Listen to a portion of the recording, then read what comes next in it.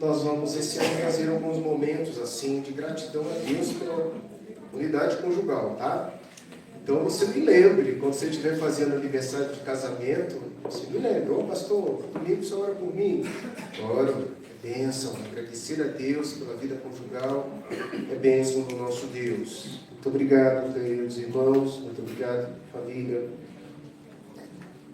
Vamos abrir a nossa Bíblia em Levítico capítulo 7.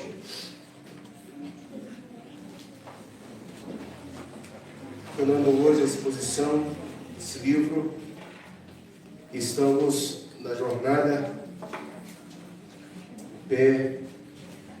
ao pé daquele monte, deserto, aprendendo como Deus requer de uma postura no seu culto, na sua ordem litúrgica.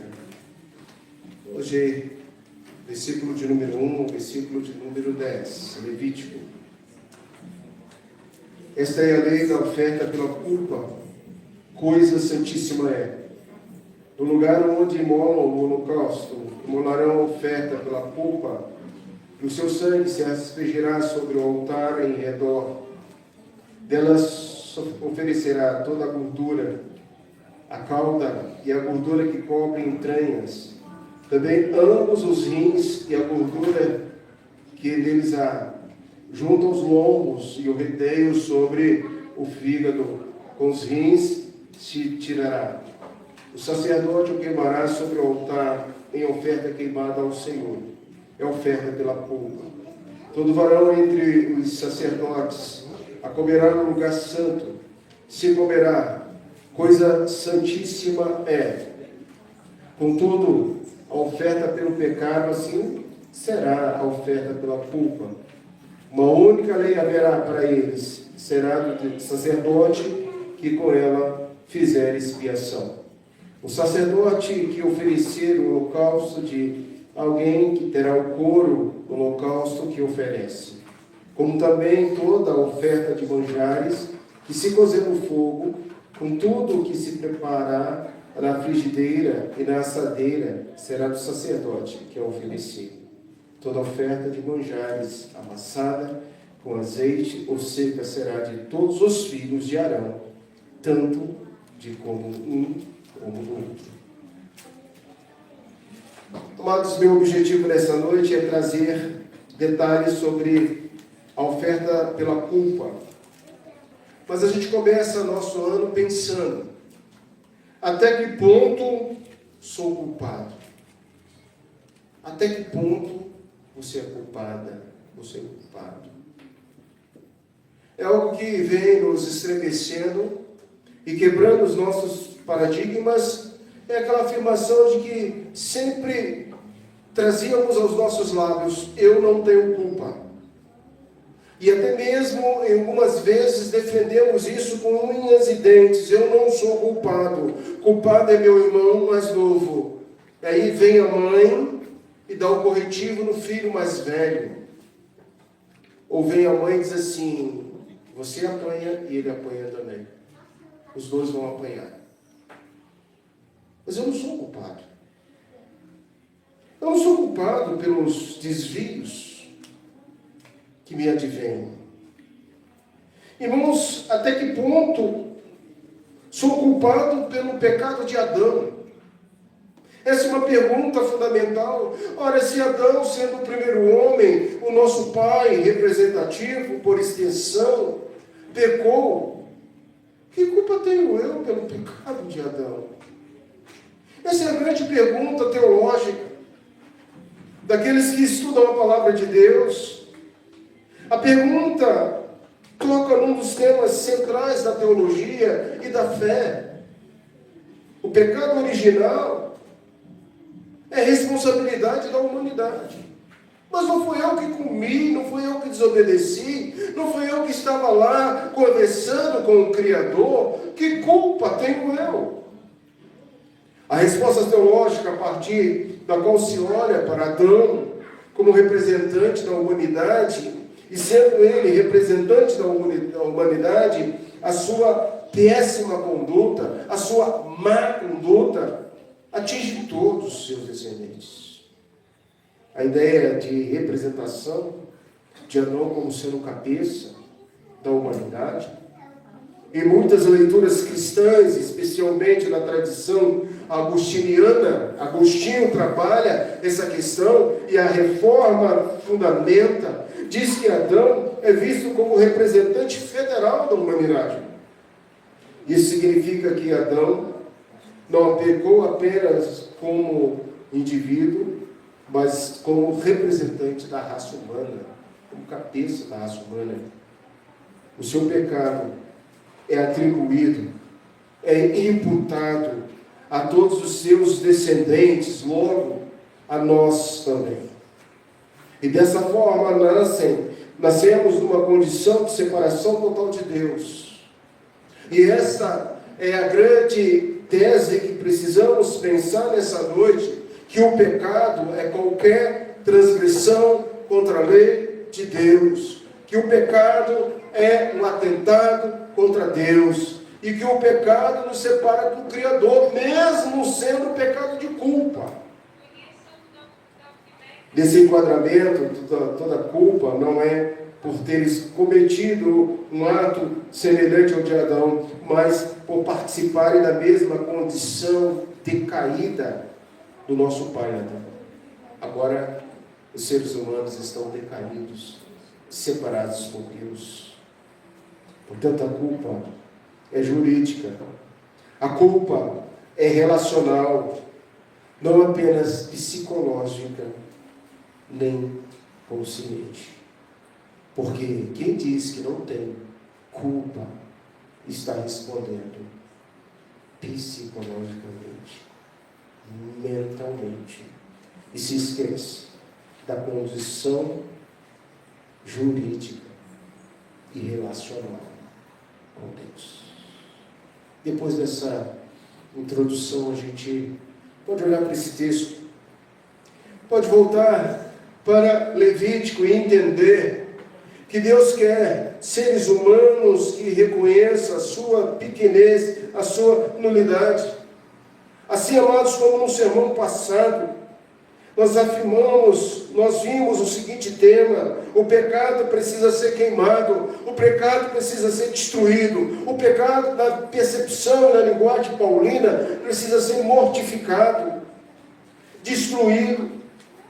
No lugar do holocausto, onde se oferecia aquele animal, no versículo 25, posterior, você lê isso. E o que aconteceu e o que acontecerá é que lá naquele local imolaremos a oferta pelo pecado. O sacerdote comerá no pátio da tenda, e não comerá nenhuma oferta cujo sangue é para a expiação. E aí nós vimos do seu próprio pecado próprio, porque os sacerdotes pecam também. Mas essa noite eu quero verificar com você o seguinte tema: a oferta é coisa santíssima. Pessoal, esta é a lei da oferta pela culpa. Coisa santíssima é. Irmãos, é preciso satisfazer juridicamente o pecado de culpa. Uma vez que eu digo que eu não tenho culpa, mas entendo que sou culpado, eu preciso confessar a Deus, eu preciso ofertar ao Senhor todos os meus sentimentos, as minhas práticas, não meramente no plano psicológico, como nós afirmamos acima, mas no plano relacional com Deus, jurídico com Deus. Eu preciso tirar essa questão do sentimento, da mente, da consciência, dessa questão pecaminosa.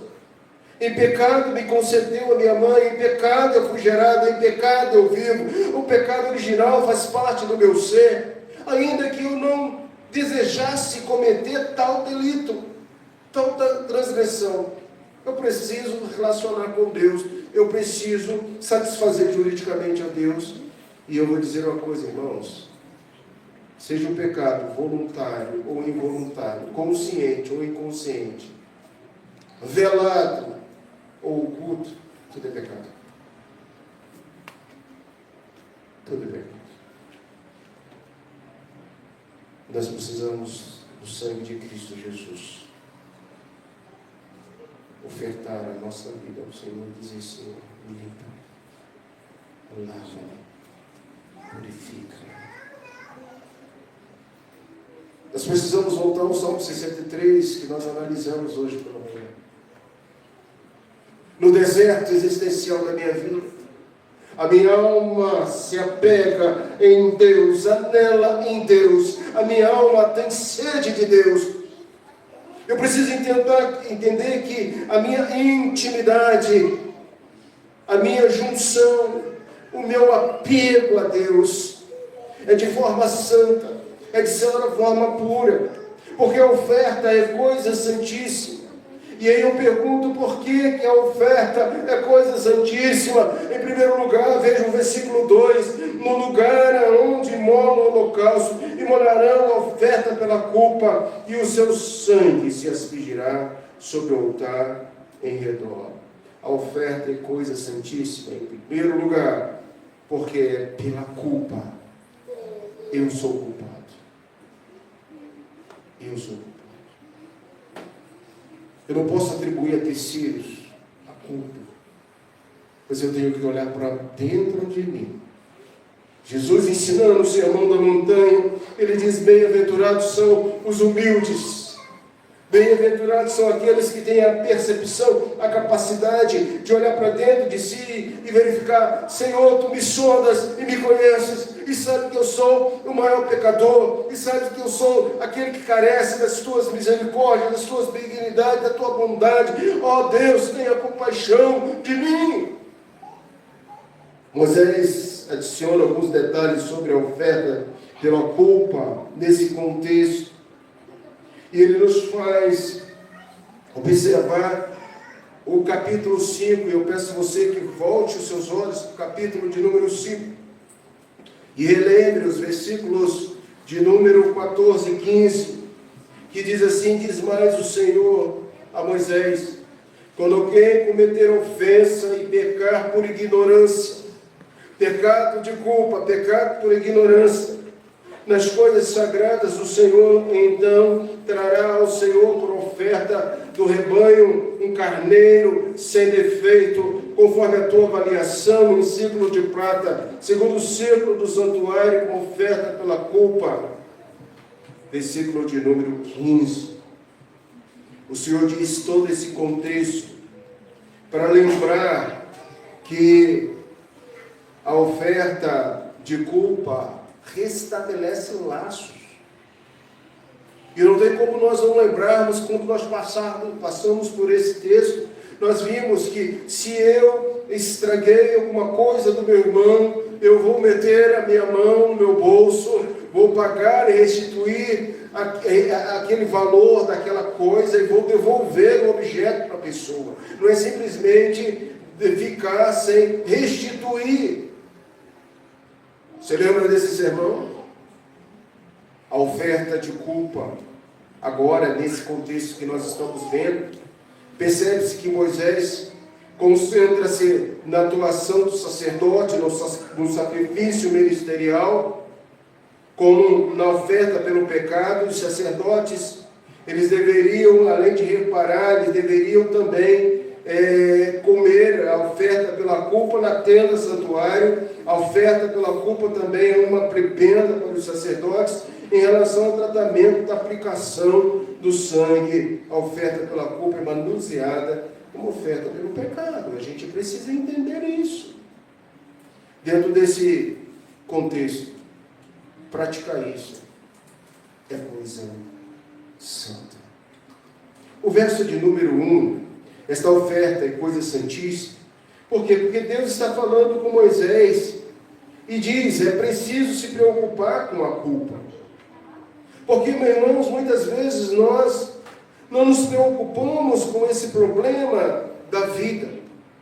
É um problema da vida do adorador. É um problema teu, é um problema nosso. Como é que nós lidamos com o sentimento de culpa, com o pecado de culpa?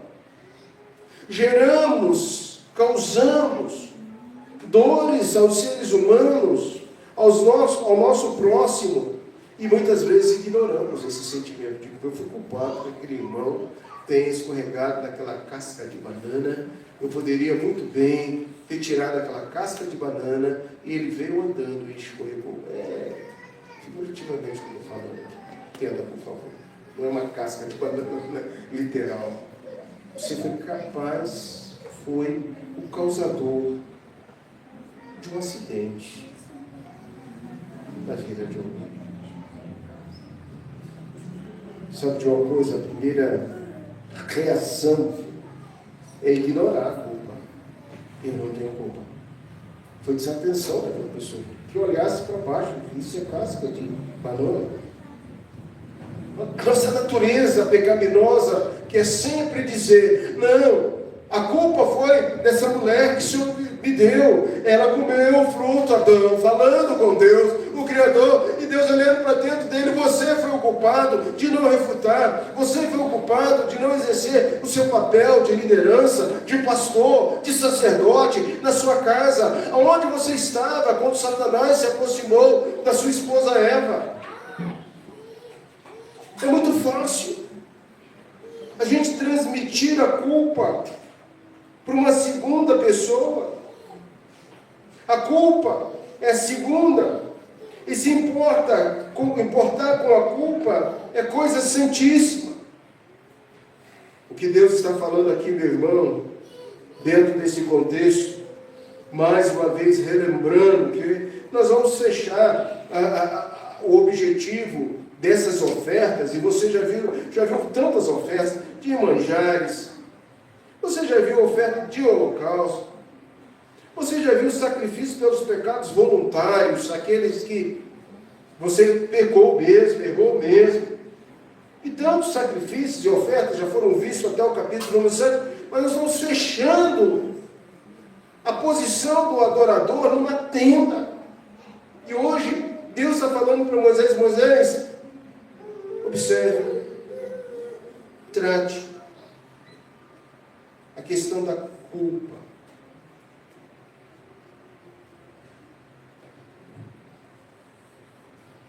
Tem alguma coisa na sua vida que na idade que você tem hoje, você tem sentimento de culpa? Você foi o causador? Tem alguma coisa hoje que nós precisamos dizer, Senhor, lá no passado, no presente tão remoto, foi eu o culpado.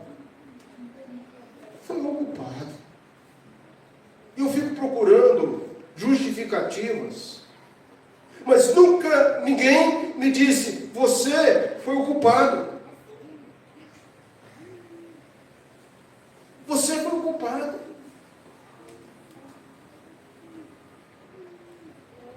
Estou voltando à casa da minha irmã, e sempre que eu volto da casa da minha irmã, a gente lembra algumas histórias lá da infância e tal.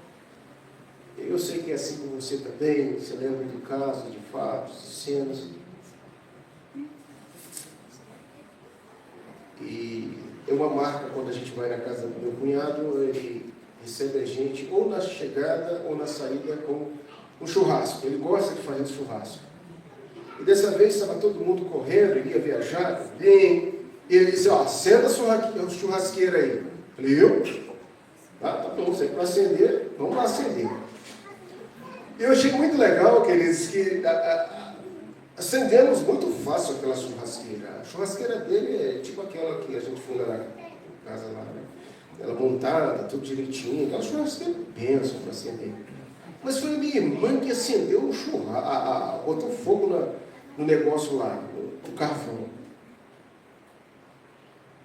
E aí eu fiquei pensando com meus botões, mas eu sou o culpado de fazer que a minha irmã não coma carne vermelha. Ela não come carne vermelha.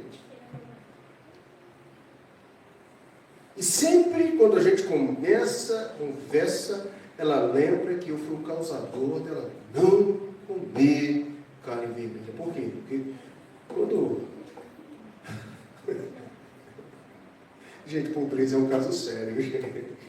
O papai colocava a carne para a gente comer, ela fechava os olhos para orar e eu ia lá e comia a carne dela. E ela foi ficando com raiva daquilo, ela foi ficando com raiva. Eu não sei o que ela falou para a consciência dela, para a mente dela. Ela dizia, a partir de agora eu sou pouco carne branca.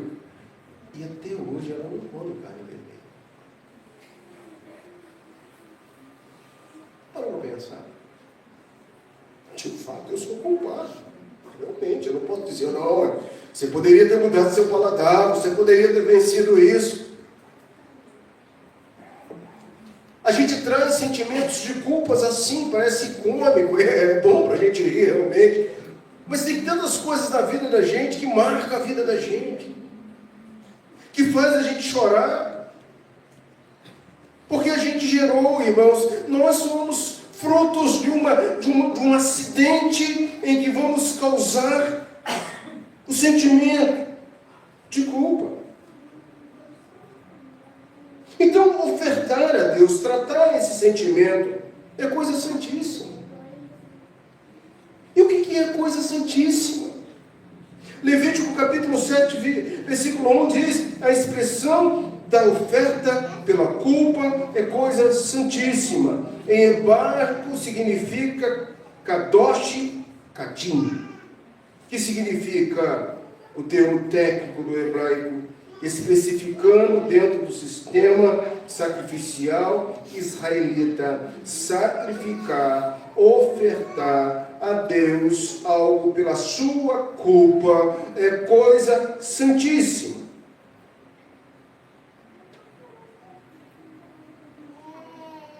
Vejamos, irmãos, o que é coisa santíssima. No hebraico, ele é equivalente a mais santo possível. Santo, o mais santo possível. Ou numa expressão santidade máxima. Coisa santíssima é santidade máxima.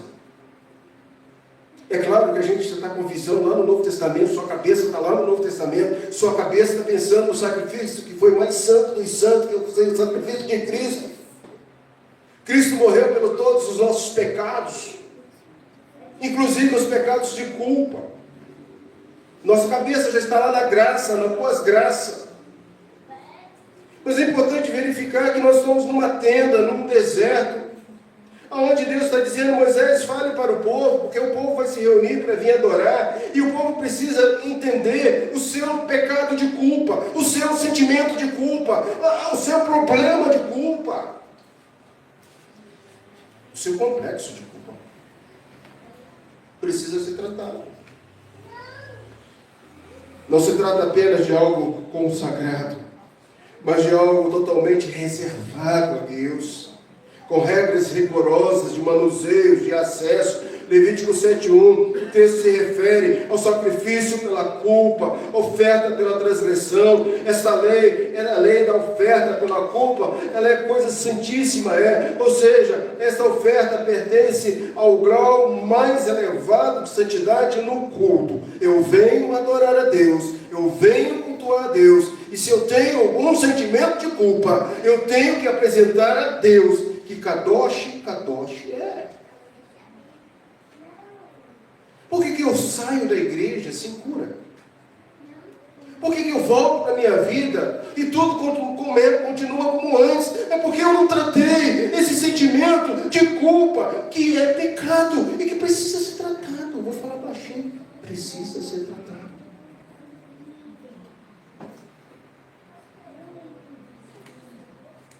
O que torna algo santíssimo? O que torna algo santíssimo?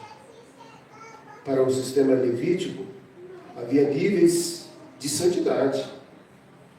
Santo, Kadosh. Santíssimo, Kadosh, Kadoshim. Algo classificado como as coisas santíssimas pertenceria exclusivamente ao Senhor. Então, Senhor, se eu transformo a minha culpa e se oferto a Ti essa culpa, e Cristo, que é a oferta perfeita, já levou o meu pecado, o meu sentimento, então a partir de agora, Senhor, eu não tenho mais esse sentimento.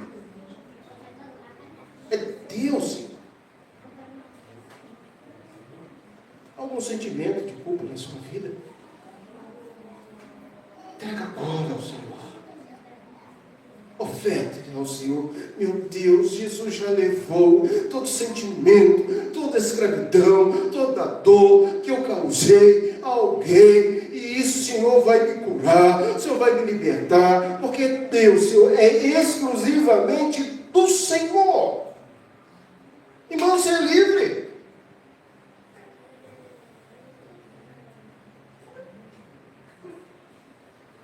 Nós temos alguns exemplos de coisas santíssimas em Levítico. Além da oferta pela culpa, também eram coisas santíssimas. Anote: oferta pelo pecado. Ofertar a Deus tinha que ser coisa santíssima pelo pecado. Lá está em Levítico 6:25, oferta pelo pecado. Pode grifar o versículo 25 do verso 6. Vai lendo aí, passando os olhos. Oferta de cereal. Levítico 2, verso 3, até um cereal, porque as pessoas que não pudessem ofertar um animal, poderiam ofertar farinha, cereais. O altar do holocausto, Êxodo 29, verso 30, o local, o altar, aonde se derramava sangue, aonde se aspergia o sangue, aonde se borrifava o sangue, era santíssimo. O lugar santíssimo do tabernáculo. Havia um lugar santíssimo do tabernáculo. O ponto comum é sempre o mesmo: acesso extremamente limitado à consagração total de Deus. O sentido teológico limitado à consagração total a Deus, o sentido teológico é chamar a oferta pela culpa de coisa santíssima. Sublinha alguns detalhes importantes que eu tenho que entender. Primeiro, é oferta santíssima por quê? Porque o meu sentimento de culpa traz uma gravidade. Traz uma gravidade que exigiu e que exige expiação. A santidade absoluta de Deus, a necessidade de mediação sacerdotal. Então, dentro desse contexto bíblico mais amplo, isso nos prepara o terreno para a ideia de que a expiação não é algo comum ou banal, mas um ato profundamente sagrado. Sabe, em primeiro lugar, Deus está preocupado com você, comigo, conosco, porque nós somos humanos. E nós sabemos o quanto o sentimento de culpa é perturbador. E pode ser que alguém, nessa noite, desse grupo tão lindo, dessa igreja, nessa noite, tenha um problema com o sentimento de culpa. O Senhor Jesus quer tratar agora.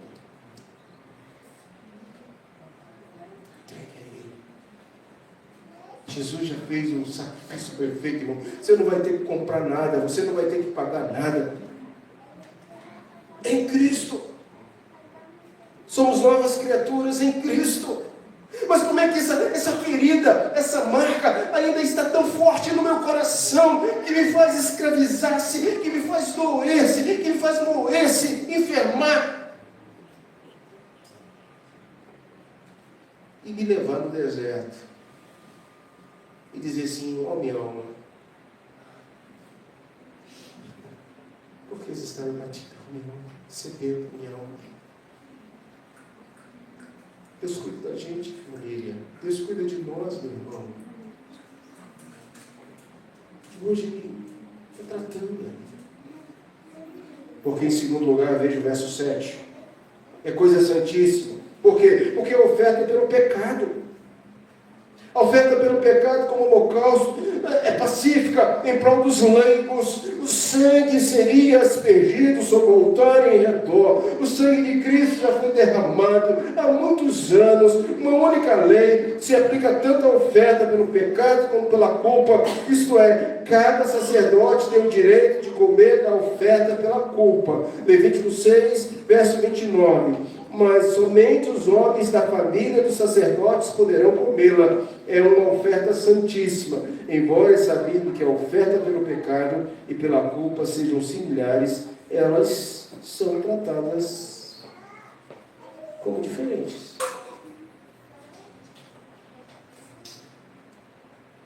Pastor, como é que eu posso entender isso? Quer dizer que a minha culpa deve ser tratada de forma diferente? Olha, você precisa entender de forma diferente. É um pecado? É um pecado. Precisa de oferta? Jesus já ofertou-se por esse pecado. Mas o problema agora é que uma vez que eu entreguei essa culpa nas mãos do Senhor, eu vou viver, eu vou celebrar, eu vou comer, eu vou viver a minha vida, porque o Senhor Jesus tomou sobre si essa dor, é exclusivamente dele, não existe mais.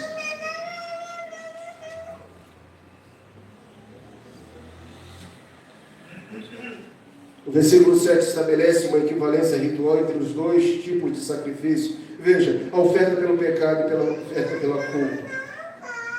Embora distinto em propósitos teológicos, o texto afirma que ambos seguem a mesma regulamentação sacerdotal quanto ao manuseio e ao direito do sacerdote. Palavras-chave, oferta pelo pecado. Nós temos aqui a raiz ratan, que é errar o alvo. Pecado, eu errei o alvo. Errei moralmente. Esse termo não se refere apenas ao pecado em si, mas também ao sacrifício que lida com a impureza moral e ritual causada pela culpa. E a oferta pela culpa? A oferta pela culpa, ação, significa débito, responsabilidade legal com alguém, culpa. Enquanto o Ratan trata da condição de impureza, a Hassan enfatiza a responsabilidade objetiva do pecado. Eu sou culpado em ter causado algum mal ao meu semelhante, especialmente quando há dano ao santuário ou ao próximo, frequentemente exigido a restituição. Por isso que o pecado de culpa tem que restituir, tem que doer no bolso. E depois que você restituiu aquilo ali, você vai celebrar. Mas tanto o pecado, oferta pelo pecado, como oferta pelo pecado de culpa, possui uma mesma lei. Torá Ratan indica um procedimento ritual comum, não uma identidade total de significado teológico. Levítico 7:7 revela que diante de Deus, pecado e culpa não são tratados superficialmente. A provisão divina para ambos, mas essa provisão exige do adorador reconhecimento, meditação e obediência. Mais uma vez a gente volta a esse círculo que foi apresentado hoje através do Salmo 63. Exige reflexão, exige meditação, exige lembrança, exige deitar e pensar e preparar o seu dia. Porque senão o sentimento de culpa vai ter de novo, e de novo, e de novo, e de novo, e você vai envelhecendo, passando os anos, e o sentimento de culpa vai estar lá, porque nunca foi tratado. Deus se importa com a intenção e consequência. A oferta pelo pecado lida com quem erra. A oferta pela culpa lida com quem causa danos. Na vida cristã, isso não nos lembra que arrependimento não é apenas pedir perdão. Arrependimento não é apenas pedir perdão. Arrependimento não é apenas pedir perdão. Envolve restaurar aquilo que foi quebrado.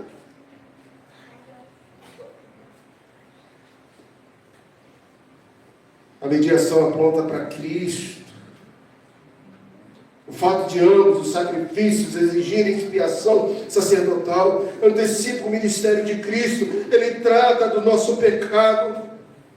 Hebreus capítulo 9, verso 26. Ele carrega as nossas culpas. Isaías 53, verso 10. E todos esses textos são razão, oferta de culpa. Cristo é simultaneamente a purificação do pecado e a reparação da dívida moral de qualquer cristão, de qualquer pessoa. Levítico 7:7 ensina que, embora pecado e culpa tenham naturezas distintas, ambas exigem tratamento sério diante de Deus. A equivalência ritual destaca a justiça equilibrada do Senhor. E isso provém expiação completa, apontando profeticamente para a obra redentora de Cristo. Terceiro e último lugar, verso 7 mais ou menos, coração desse texto. Finalzinho do texto diz oferta pela expiação. Indubitavelmente, a teologia, a doutrina da expiação é fundamental para você, para nós, para a nossa vida. Irmãos, Kipper, raiz, captar, cobrir, remover, apaziguar, tornar-se branco, alvo, só foi capaz pela expiação, pela morte de Cristo.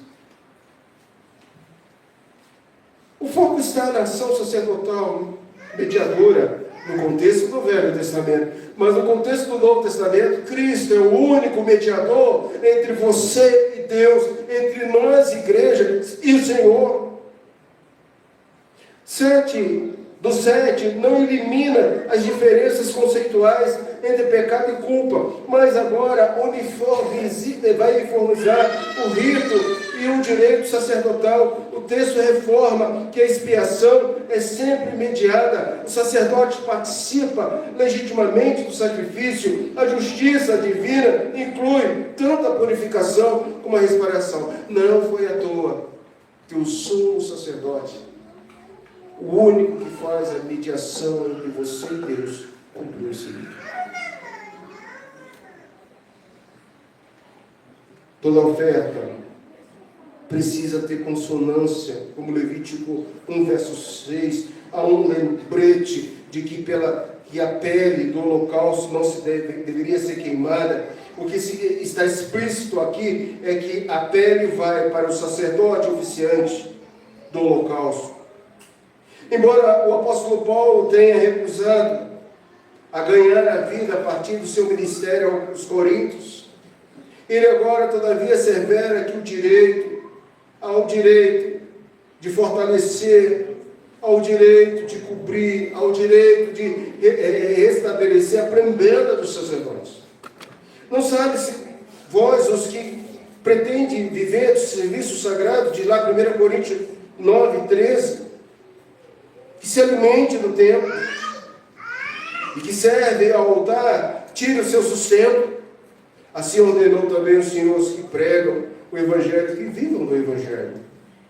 Sustentar os servos de Deus é tanto como um privilégio, como uma obrigação. Está aí nesse contexto. É minha oferta ao Senhor. É minha oferta, que transforma minha oferta de manjares.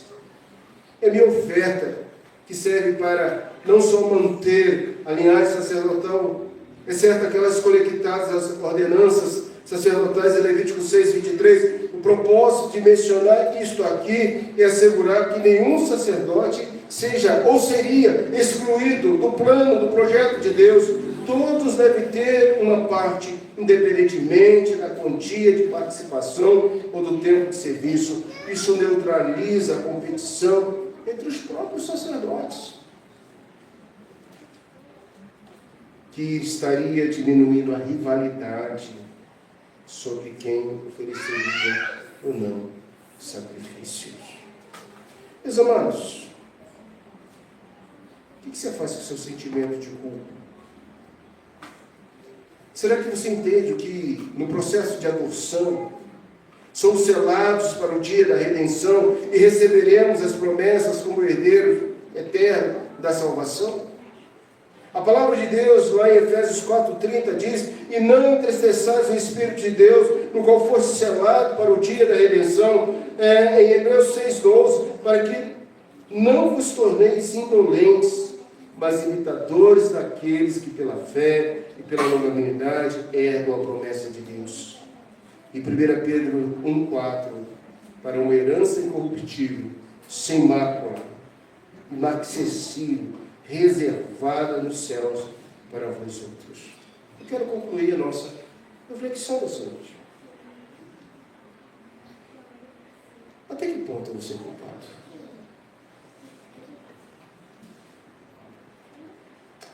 irmãos, vimos que precisamos ofertar. E que a oferta perfeita e voluntária já foi feita. E que a oferta de Cristo foi santíssima. Vimos que não podemos viver eternamente sem sentimento de culpa. Eu preciso trabalhar em sentimento de culpa. Lava-me, Senhor, retira-me, Senhor, esse sentimento.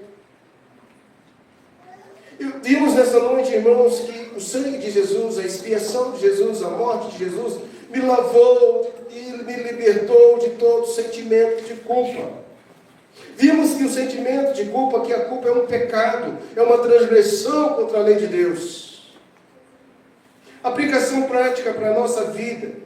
Eu quero colocar e sugerir 3 aplicações práticas para a gente fechar. O sentimento de culpa é coisa santíssima. A santidade da oferta está na sua origem divina. Foi Deus que disse isso. O termo coisa santíssima, kadosh, kadoshim, é uma construção superlativa típica do hebraico, indicando o mais alto grau de santidade. Trabalhar o meu sentimento de culpa é agora. É agora. Sei, cada um de nós temos culpa.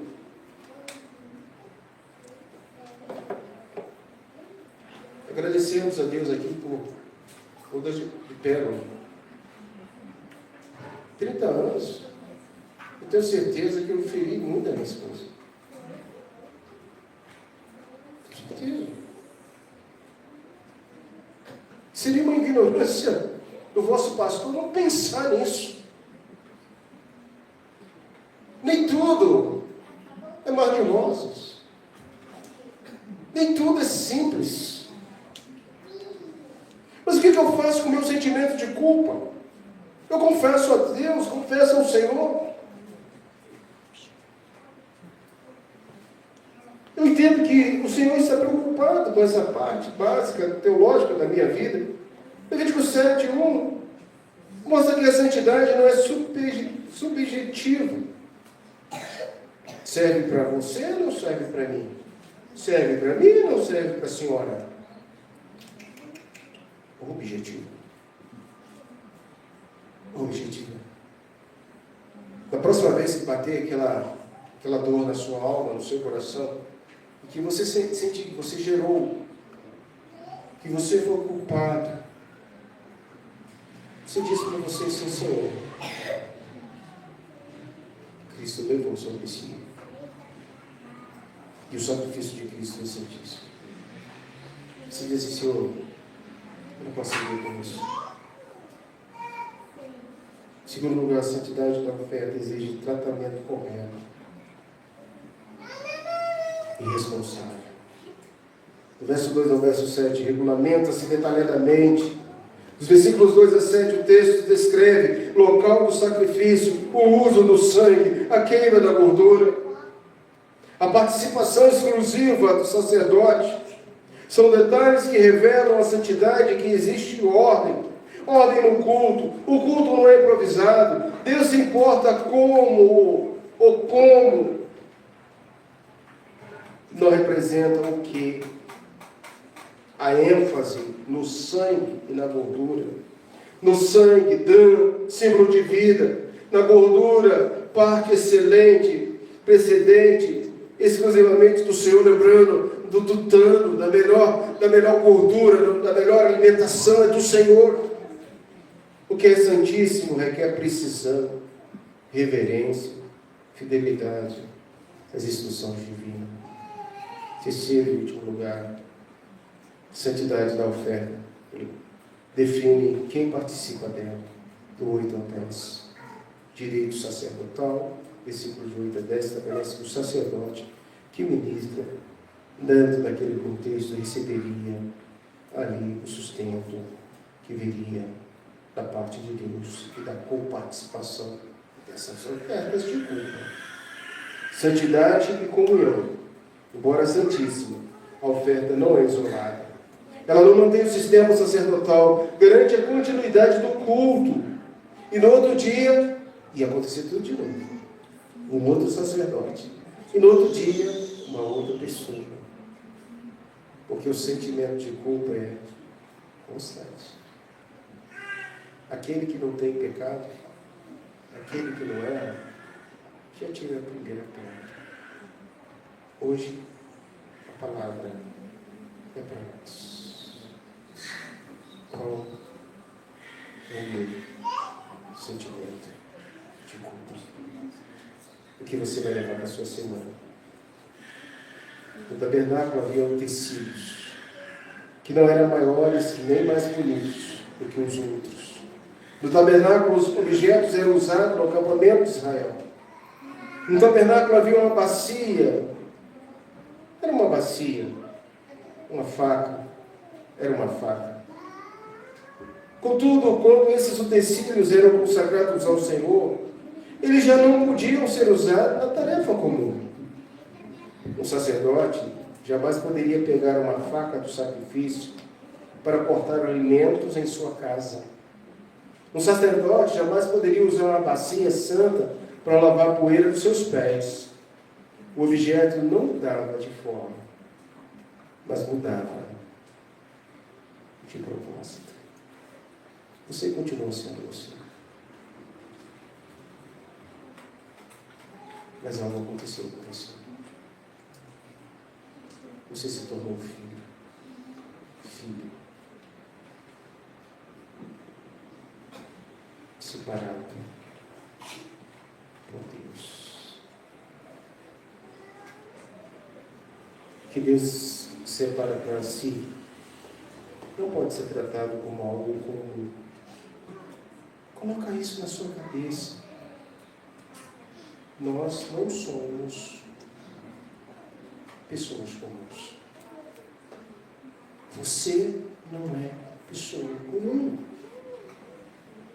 Você é filho de Deus, consagrado pelo Senhor. Seu valor e o meu valor não é material, mas o nosso valor e o nosso propósito é divino, é espiritual. Quero orar por você agora. Feche seus olhos.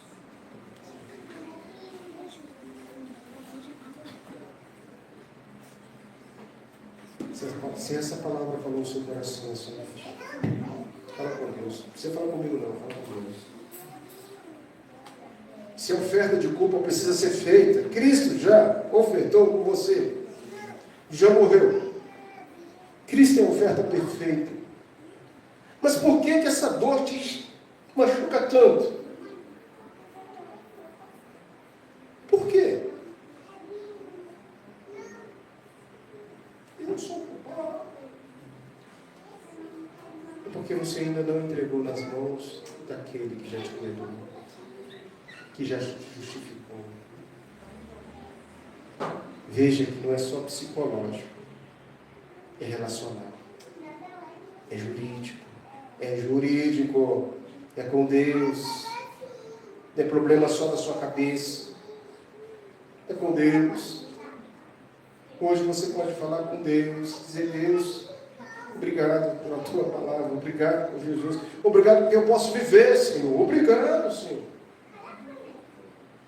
Obrigado, Senhor, pela tua palavra, obrigado, porque em Cristo todos os nossos pecados são perdoados. Obrigado, porque a oferta perfeita foi Cristo. E Ele nos restaurou, Ele nos deu uma nova vida, e Ele nos curou. Obrigado, Senhor, porque eu posso sair daqui hoje lavado, redimido, puro, restaurado, santificado em Cristo Jesus.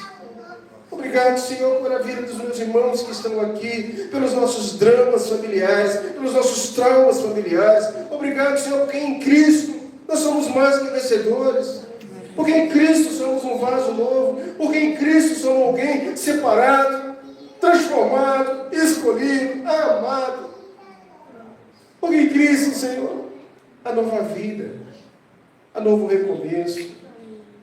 Deus, Pai, entre aí no coraçãozinho desse irmão querido, dessa irmã querida. Transforma em nome de Jesus. Amém.